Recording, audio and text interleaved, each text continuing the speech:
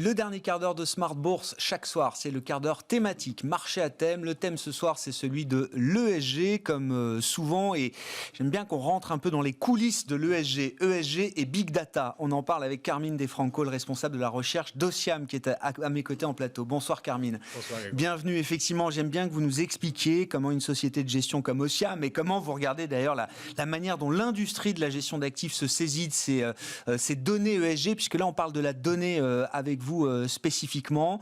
On sait qu'on va avoir des masses de données ESG extra-financières, je le rappelle, à analyser, à mouliner d'une certaine manière. Et évidemment, les outils de Big Data, l'intelligence artificielle vont être des outils très très précieux pour vous et les sociétés de gestion. Qu'est-ce que vous pouvez nous expliquer justement de la manière dont tout ça va pouvoir fonctionner, Carmine? Tout à fait, oui.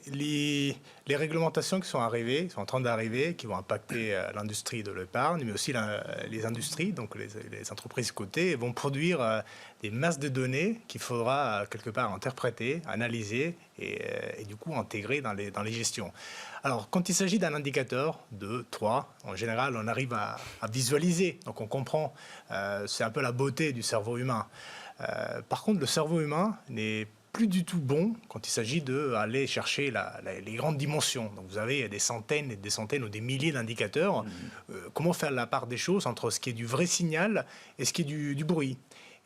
Et du coup, donc, toutes les techniques qui sont utilisées historiquement ne fonctionnent plus du moment où on s'aventure dans le monde du big data, dans la mesure où chaque entreprise va être vue au prisme de ses métriques. Et là, vous avez des centaines de métriques. Donc, quelle métrique considérer? À quel niveau cette métrique va vous donner un signal positif ou négatif? Et donc, du coup, il faut déployer des techniques nouvelles, changer la perspective. Alors, en mathématiques, c'est souvent...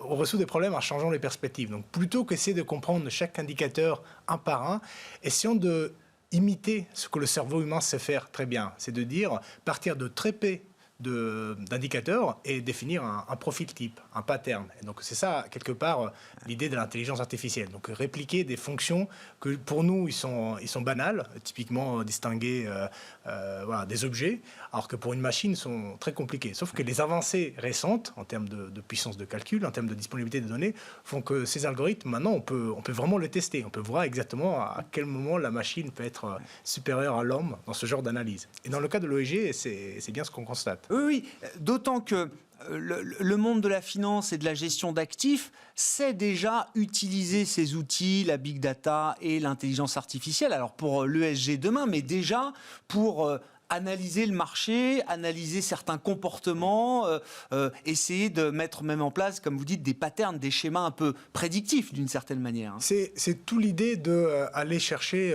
une donnée qui est difficile à trouver, à exploiter, à interpréter, et des données même qui ne sont pas forcément liées, pas évidentes. Par exemple, ces dernières années, nous on a vu l'essor de données qui sont facilement accessibles, toutes les données de valorisation, toutes les données de earnings, etc. Aujourd'hui, sur Google ou Yahoo Finance, vous pouvez tout le télécharger. Ça veut dire quoi? Ça veut dire que fondamentalement, ces données-là n'arrivent plus à vous donner un signal qui est déjà dans le marché. Parce ça n'a plus de valeur. Exactement. Donc, c'est ça. Ce qui avait tout valeur... le monde a cette information en même temps. Comment on peut tirer du signal? Alors, il faut aller chercher des données nouvelles. Ouais. Alors, des données nouvelles sur des datasets alternatifs, ce qu'on appelle alternatifs, ça existe déjà, ça a été déjà utilisé dans des mondes un peu plus de hedge fund, etc. Alors, ça peut être des choses plus ou moins rigolo. Alors moi, par exemple, j'aime bien des données qui essaient de voir, par exemple, surtout sur les marchés des commodities, des matières premières, où les bateaux qui transportent du pétrole y sont. Est-ce qu'il y a des blocages dans certains ports qui peuvent induire des mouvements de prix? Ou alors, par exemple, les plans de vol des dirigeants des entreprises. Mais attendez, sur les bateaux, moi, on m'a expliqué, parce que on peut même, avec la ligne de flottaison du bateau par rapport au niveau de la mer, imaginer à peu près ce que le bateau est en train de transporter, d'une certaine manière. Voilà, typiquement. Incroyable. Alors, typiquement, moi, ce que j'ai... Grâce aux satellites, par exemple. Voilà, c'est ça. C'est les images satellitaires, quelque part, on arrive à les interpréter. Alors, une histoire assez intéressante, c'est il faut faire attention à comment ces outils et donc comment on les interprète. Je vais vous faire un exemple sur le marché américain. Donc typiquement, quand on veut analyser comment les gros supermarchés sont en train de fonctionner, donc on regarde les parkings, si le parking il est rempli ou pas. Alors le problème c'est que si vous le regardez le jour du Super Bowl ou des choses comme ça, donc vous voyez que le parking le remplit. voilà, le signal que du coup ça va faire beaucoup plus de chiffre d'affaires, il n'est peut-être pas forcément vrai, puisque c'est lié à un facteur qui est un peu exogère, c'est un peu un one-off. Ouais. Donc du coup, les limites un peu de ces interprétations automatiques, il faut bien les prévoir. Alors il y a des exemples qui ont été même éthiquement très discutables. Alors j'en connais un qui est assez, alors on peut en rigoler, mais c'est assez dramatique. C'est, vous voyez les chatbots ils sont entraînés sur des discussions entre voilà, les call centers et le client. Ouais. Alors, une grosse entreprise avait entraîné ces chatbots sur des discussions qui avaient été lieu dans le Mississippi dans les années 50. Et donc, du coup, l'algorithme lui-même, il était devenu quelque part raciste à cause de la façon où il a appris. Donc, quelque part, c'est un peu la limite de ces algorithmes, de comment il faut le faire fonctionner. Il a repris les biais culturels du redneck américain, voilà. Mississippi des années 50. Exactement. D'accord. Nous, sous pas forcément adapté au monde contemporain. Exactement. Donc, nous, sous l'ESG, l'idée, c'est que on prend ce qui est de bien dans ce type de technologies qui aujourd'hui sont déployées un peu partout. Il suffit de regarder votre smartphone, il est rempli d'outils d'intelligence artificielle.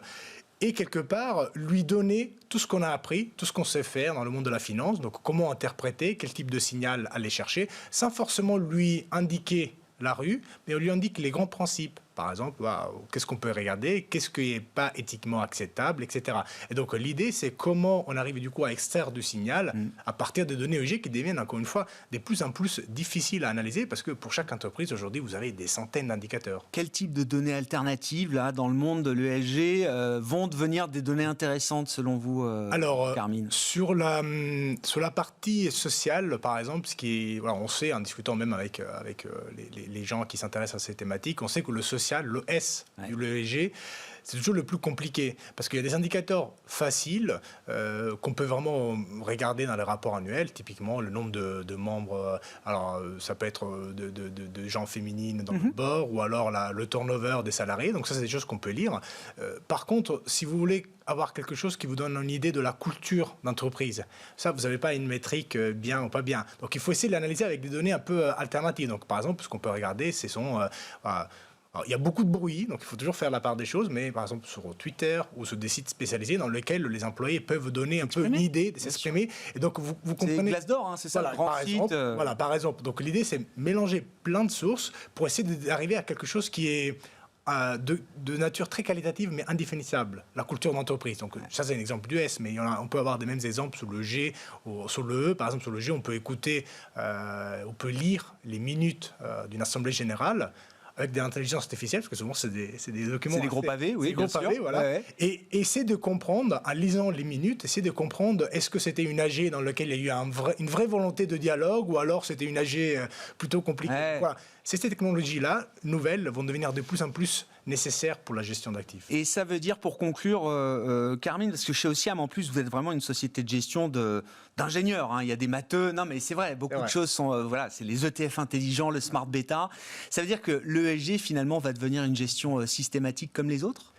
Alors, je sais que probablement beaucoup de gérants un peu actifs vont devoir s'adapter à ce monde. Alors, il y a ceux qui ont des gestions qui sont très concentrées. Donc voilà, une vingtaine de titres en portefeuille qui connaissent leurs entreprises parfaitement. Le management, la culture d'entreprise, voilà, tout ce qui est difficilement capturé, ils le connaissent. Ouais. En revanche, quand on essaie d'aller un peu au-delà et se dire, voilà, on veut construire un portefeuille mondial, global, action américaine, japonais. C'est très difficile d'imaginer qu'on puisse comprendre la subtilité de la culture corporate japonaise ou alors l'approche sociale d'une entreprise américaine. Donc du coup, on voit que... Et de l'autre côté, on va avoir cette donnée-là qui est disponible maintenant, qui va être de plus en plus mandatory, comme on dit. Et obligatoire. Oui, et donc ça, c'est la réglementation. C'est là que le signal va pouvoir être retrouvé. Ouais. Et donc du coup, voilà, ça dépend du type de gestion. Si vous faites des gestions concentrées, un bon analyste, en général, est capable de lire et comprendre. Pour des gestions plus diversifiées, on ne peut pas s'en passer.